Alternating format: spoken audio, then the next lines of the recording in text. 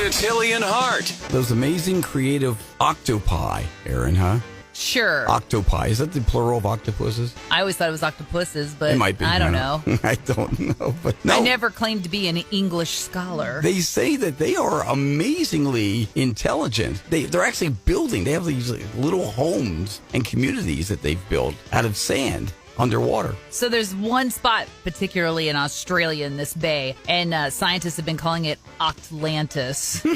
I like that. Because, yes, these octopus always were thought to be kind of solitary. You know, Right. They were always thought to not really hang out with other octopus. You didn't think they were pack creatures. Exactly. Yeah. But now this research is showing that, oh, hey, check these guys out. They can get together and build an entire community. And they're cooperating. And yeah. Because it's not just one. It's like they're all working together to this goal, Yeah. which is amazing. Yeah, Bill's, not being annoying. Frank's pulling his weight. It's just like what a real community should be like. Look at Shannon over there, though, just kind of doing her suction cups, Well, you know? Shannon's a little annoying. Let's just be honest. A little self-absorbed. It's Hilly and Hart. If your team didn't make it to the Super Bowl, you can turn your attention to the Puppy Bowl. The Puppy Bowl is always on during the Super Bowl. And of course, it features all kinds of ridiculously cute puppies, Yep. quote unquote, pretending to play football. They're not playing football. They're just running around being adorable. They're just being dogs is what they're doing. But what's Yeah. great is all these puppies are up for adoption, which is cool, This year, senior dogs are going to be taking the field during the Puppy Bowl. This is kind of cool. I love this. Sunday, February 8th. It's on Animal Planet, Discovery, TBS. It's all over the place. True TV, HBO Max, Discovery. 150 dogs from 72 shelters across the country. So this is the most they've ever had. Senior dogs, in addition to the puppies, are going to be doing everything cute for you during the Puppy Bowl. Now, I hope that they get some senior dogs that enjoy puppies. I know that when we brought Magnus home, he was a puppy. Yeah. Gemma was not having it. Completely annoyed by the kids. Yeah. He wanted to play with her 24/7. She did not. And when he was really little, she would just put a paw on his forehead and shove him back. Back up, kid. That's right. So She can't really do that to him anymore. From what I remember, it took quite a while for her to get used to him. Yeah. Oh, yeah. So- It took a good 6 months or so. It was a rough go. But now they're buddies. Yeah, so there you go. So Super Bowl is on Sunday, February 8th. The Puppy Bowl that same day. We don't know who's going to be in the Super Bowl yet, by the way. No. My team is still... We just know that the Chiefs probably They're are not. Oh, we know. Not probably. Not There's- probably. There's no we know. probably about it. I always like to hold out a little bit of hope. Like, what if somebody makes it and then they drop out? The hope ended for the Chiefs and about... then they ask the Chiefs to fill in. Hope ended for the Chiefs about week 8, okay? It's Hilly and Hart. Turns out we have something in common with jellyfish. I know, you're probably thinking, wait a minute. Are we soft and squishy? Are we beautiful and graceful in the ocean? I don't know. No. None of those. Turns out jellyfish and sea anemones, they have the same sleep patterns as humans. Really? Yeah. So they're up during the day, sleep at night. Oh, how about that? I wonder if they stay up too late, do they get tired the next morning and, Are they grumpy without their coffee? I don't know. I don't know. The research didn't go that far. More about jellyfish than you thought you were going to know today. How about that? No, jellyfish are fascinating. Yeah. They really are. They're fun to watch. And I wouldn't want to run into one in the ocean, but as somebody who spent many, many years in the ocean, I can tell you that was the one thing you didn't want to encounter was jellyfish. It was like, oh, and you start imagining them too. It's like, oh, was that a jelly? Oh, that was just a seaweed. Okay, hang on. But it's like you start thinking. Is it true that if you get stung by a jellyfish, you should have somebody pee on it? It's supposed to neutralize the sting. You know what? I don't know, but I would be willing to do that if that was the case. Yeah, I mean, there was an entire What's episode the worst that's going to happen? There was an entire episode of Friends based on that. Really? Yeah. I would believe that. I mean, there's all kinds of stuff in your pee that could be beneficial like that. I don't know. Deal with a jellyfish spider or pee. I'm saying pee on me at that point. Come on, man. But just think, I mean, you're never going to see that person in the same light again. That's okay. I won't look. Just pee on me again. I'm not looking.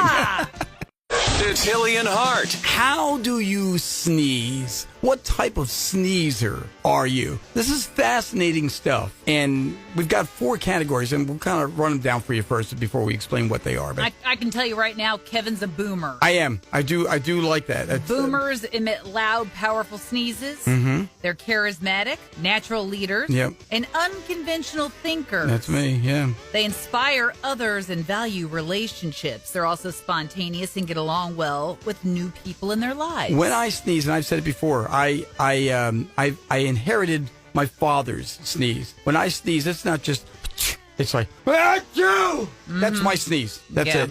And I like sneezing. I will tell you, I find it a great relief to sneeze. It's some people don't like the sneeze. I do. I like to. It feels good. You have polite sneezers. You have boomers, as Aaron just mentioned. You have gentle sneezers, and you have abrupt sneezers. I'm an abrupt sneezer. You're an abrupt. Abrupt sneezers do it quickly, get it over with in a hurry. Personality-wise, they are impatient. Yep. They're decisive, and they're quick to get to the point. They are leaders who can be forceful and commanding when necessary. There you go. Now, I've never understood, because again, there are people, and a lot of times this is ladies who do this. Here's their sneeze. That's it. It's like nothing even came out, man. Exactly. Like, that's still inside you. God meant for that to come out of your face, okay? Polite sneezers, they say, are careful, or they are accurate, and they're often finding mistakes others miss. I was going to say the polite ones, they're the ones who usually cover their nose or something. Right. Yeah. But they just make this tiny little wisp of a sound. They think deeply, they have a good sense of detail, they're insightful, and they like to spend time by themselves. And then finally we have the gentle sneezers. The noiseless ones. Yeah. Gentle and polite are real close together, I think. They would rather stifle a sneeze than risk offending anyone. Oh, no, that's neither one of us. Nope. They're friendly, they're relaxed, they go out of their way to avoid conflict. Relationships are the most important thing in their lives, and they are loyal friends. They enjoy helping and nurturing others. So, which one of these sneezers are you? S, the boomer and the abrupt sneezer.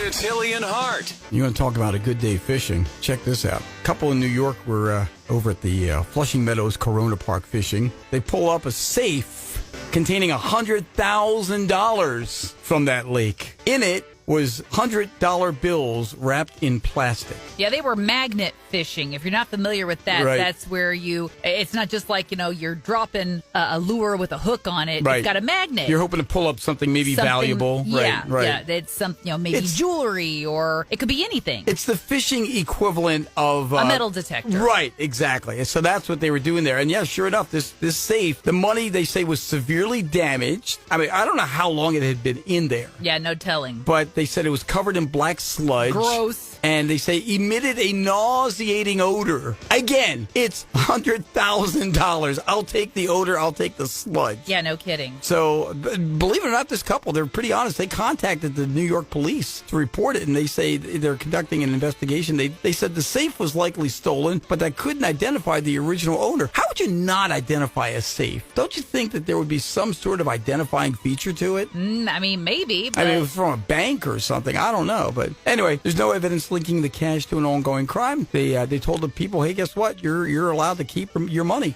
Yeah. So and here's what I find fascinating is they're going to take all this money to the Bureau of Engraving and Printing. This is in Washington, D.C. They're going to have it professionally restored. Mm-hmm. How crazy is that? It could take years, they said, but... It's $100,000. Exactly. And they're hoping to buy a home with that money, Well, these days, at least a part of a home. A garage. So there you go. Yeah, well, congratulations to them. James and Barbie in New York City. Man, I want to go fishing with them one of these days, Kidding. Everybody go out and get some magnets.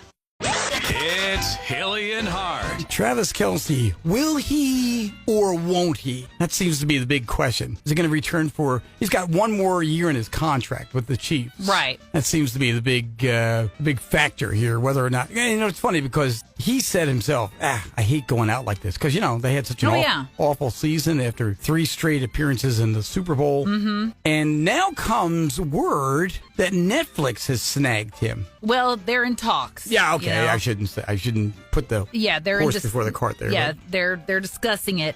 He would serve as an exclusive broadcast sports correspondent. Right. Netflix is doing live sports now, NFL especially. They're all over that. Yeah, and he could earn anywhere from $10 to $20 million if he pursues this. Much like Big Brother Jason. Yeah. Who, after he retired from the Eagles, he signed a very lucrative contract, and he's doing great on ESPN. Monday Night Football, he's doing some other things. So I could see Travis also doing quite well with this. Yeah. So I think it's all going to depend. I mean, he has recently said, hey, if my body heals up, I think I could definitely give another 18, 20, 21 week run. Yeah. If need be. Which sounds like I want to play again. Yeah.